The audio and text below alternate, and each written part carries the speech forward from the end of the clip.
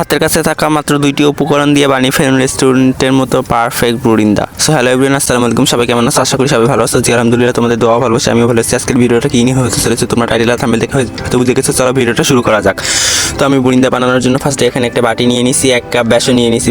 বেসনটা আমি ঢেলে দিলাম। বেসন তোমরা তোমাদের পরিমাণ মতো নিবে, তোমরা যতটুকু বানাবে। আমি পরিমাণ মতো নুন দিয়ে নিচ্ছি। তো তোমরা নুন তোমাদের স্বাদ মতো দিবে, নুন কিন্তু বেশি দিবে না, তাহলে কিন্তু নুনটা খেতে হবে। তো এখন বেসনটাকে আমি মিশিয়ে নেব ভালো করে। আপনাদের কাছে চালনি থাকলে চেলে নেবেন, তাহলে ভালো হবে আর কি। তো এখন আমি আস্তে আস্তে পানি দিয়ে মিশিয়ে নেবো। আস্তে আস্তে পানি দিয়ে মিশাবেন, একবারে পানি দিলে হয়তো ব্যাটারটা পাতলা হয়ে যেতে পারে। তো আপনারা দেখতেই পাচ্ছেন আমি প্রসেসিং কীরকমভাবে করতেছি। এরকমভাবে করলে আপনাদের বুরিন্দা পারফেক্ট হবে আশা করি। তো ততক্ষণে আমি 2টা শাউট আউট দিয়ে নিই, তোমরা ততক্ষণে দেখতে থাকো।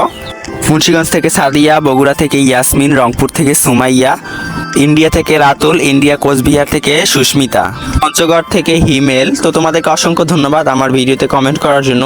এর পরবর্তী ভিডিওতে কার কার নাম শাউট আউটে দিতে হবে তোমরা দ্রুত কমেন্ট করো। তো আমি আস্তে আস্তে পানি দিয়ে ব্যাটারটা মেখে নিচ্ছি, তোমরা হয়তো দেখেই বুঝতে পারছো। তো দেখো ব্যাটারটা কিন্তু একবারে ঘনও করা যাবে না, আবার একবারে পাতলাও করা যাবে না। দেখো আমি হাতে নিয়ে দেখাচ্ছি, এভাবে যখন ফোঁটা ফোঁটা পড়বে তখন মনে করবে যে ব্যাটারটা হয়ে গেছে। তোমরা আশা করি বুঝতে পারছো আমি কিভাবে করেছি। তো এখানে আমার ব্যাটারটা মেখে নেওয়া শেষ। এখন আমি 5 থেকে 15-20 মিনিটের জন্য রেস্টে রেখে দেবো। রেস্টে রাখলে আর কি বুরিন্দাটা ভালো হয় ফোলে।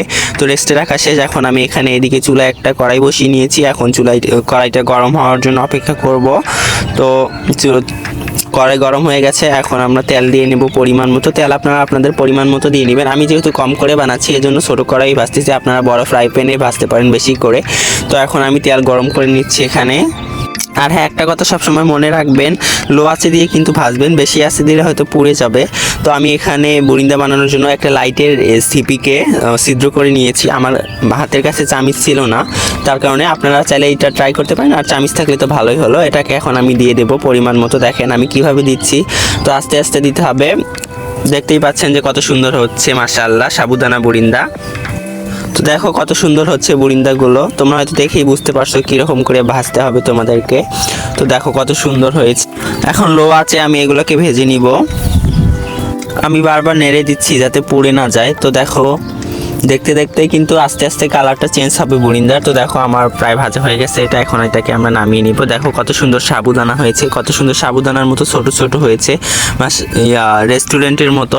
তো তোমরা বাসায় একদিন অবশ্যই ট্রাই করবে। তো আমি আবার এইভাবে সেম প্রসেসিংয়ে সবগুলোকেই ভেজে নেব। তো আস্তে আস্তে তোমরা করবে, এটা তাড়াহুড়া করতে যেও না, সময় নিয়ে করলে ভালো হবে আর কি।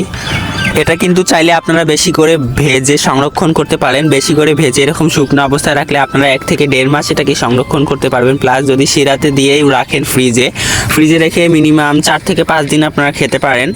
তো আমার মতে যে শুকনো অবস্থায় ভেজে রাখাই ভালো। প্রতিদিন একটু শিরা করে হালকা করে যতটুকু প্রয়োজন অতটুকু করে নেব। তো ভাজতে ভাজতে এখানে আমাদের সব ভাজা হয়ে গেছে। তো দেখো কত সুন্দর লাগতেছে, সাবুদানার মতো ছোট ছোট দানা হয়েছে, রেস্টুরেন্টের মতোই হয়েছে কিন্তু সেম। খেতেও কিন্তু দারুণ টেস্ট ছিল। এখন আমরা এটা শিরাতে দেওয়ার জন্য শিরা তৈরি করে নেব। শিরা তৈরি করার জন্য একটা সসপ্যান দিয়ে নিয়েছি চুলায়। এক কাপ পরিমাণ, 1 বাটি পরিমাণ চিনি দিয়ে নিলাম, একটু সামান্য পরিমাণ লবণ দিয়ে নিলাম, আর যতটুকু পরিমাণ চিনি দিয়েছি সেই ততটুকু পরিমাণই পানি দিয়ে নিলাম। এখন এটাকে ভালোভাবে জাল করতে হবে।